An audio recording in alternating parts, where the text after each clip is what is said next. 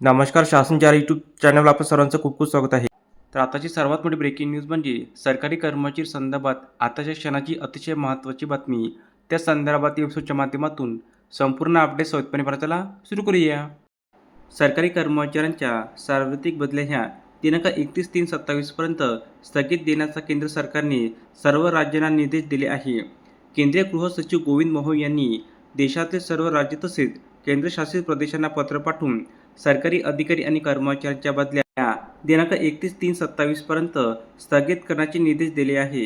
सदर पत्रामध्ये नमूद करण्यात आले आहे की देशामध्ये आगामी जनगणनेची तयारी सुरू असल्याने सदर जनगणनेच्या कामकाजामध्ये सरकारी अधिकारी आणि कर्मचाऱ्यांना विविध पदावर नियुक्ती देण्यात आलेली आहे. तसेच सदर पत्रामध्ये नमूद करण्यात आले आहे की जोपर्यंत जनगणनेचे काम पूर्ण होत नाही तोपर्यंत सदर नियुक्ती रद्द करण्यात येऊ नये.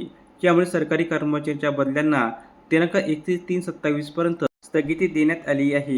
ज्यामुळे जनगणना या राष्ट्रीय कामकाजामध्ये कोणतेही प्रशासकीय व्यत्यय निर्माण होणार नाही. यामुळे जनगणना 2027 करिता नियुक्त करण्यात आलेल्या कोणत्याही कर्मचाऱ्यांची जनगणना पूर्ण होईपर्यंत म्हणजेच दिनांक 31/3/27 पर्यंत बदली केली जाणार नाही. तर अशा प्रकारे सरकारी कर्मचारी संदर्भात अतिशय महत्त्वपूर्ण अपडेट या एपिसोडच्या माध्यमातून आपण पाहिली आहे.